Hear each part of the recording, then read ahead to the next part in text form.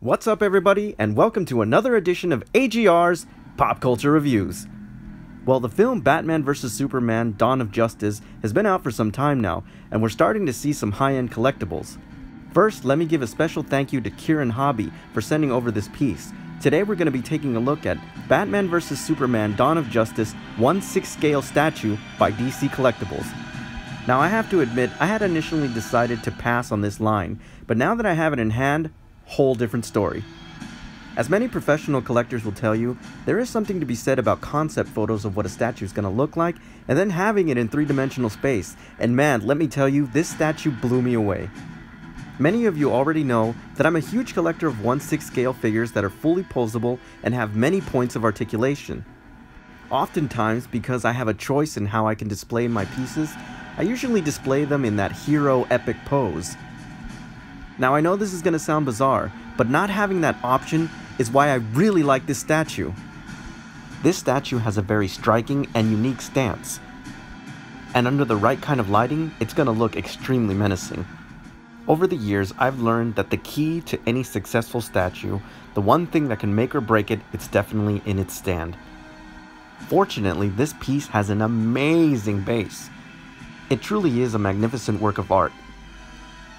It's sculpted in the style of the now iconic Frank Miller Batman symbol, and embedded within it is the Superman symbol. The attention to detail is impeccable.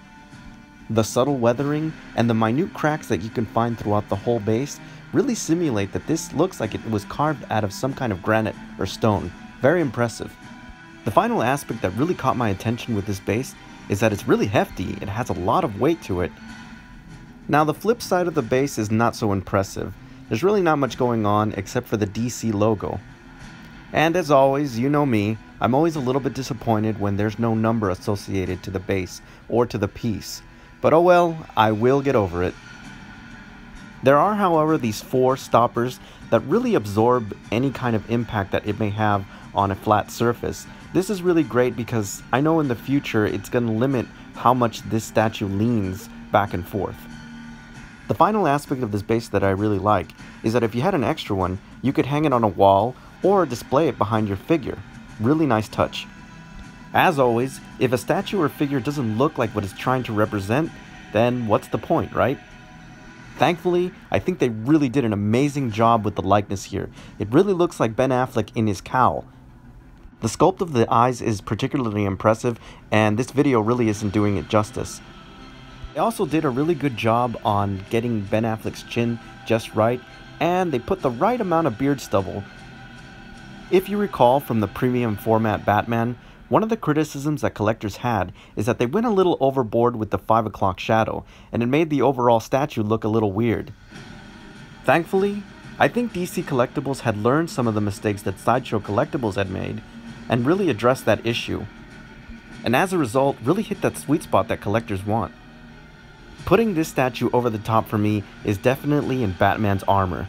Wow, I was not expecting this level of detail. The symbol on his chest alone really captures your attention. The sculpt of the highly detailed stitching, the simulation of individual woven microfibers, and the magnificent musculature underneath it all breathes so much life into this piece. It's absolutely amazing. I also really like how they did Batman's gauntlets in this version. It's a very minimalistic take on leather gauntlets, but you gotta love those weathered brass knuckles. Really cool. Now personally, I've never been a fan of that bright bat belt. So for me, to see something a little bit more realistic is a welcome sight, and this one doesn't disappoint. You can tell that the belt has been expertly weathered. You can also see that it's been dry brushed in both copper and gunmetal. This is just adding to the overall realism of this belt.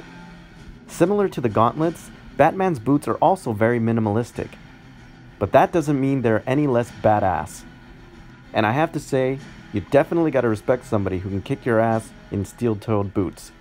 Now, rounding out this amazing piece is Batman's cape, which I'm happy to say has finally found the right harmony between free-flowing and wired. This cape is done in high quality, and it's also exceptionally malleable. It's really funny, because I tried several different folds before I found the one that I really liked. And it's almost as if this cape had a memory of everything that you had done to it, which made it extremely wonderful to work with. I really hope that other companies take notice, because this is how you make a Superman or Batman cape. I have to admit, I really underestimated this statue, and it's made me reevaluate this line of statues by DC Collectibles. I'm really curious now to see the armored Batman, Superman, and Wonder Woman. Alright everybody, so that's my official review of Batman vs Superman Dawn of Justice 1/6 scale statue Batman by DC Collectibles.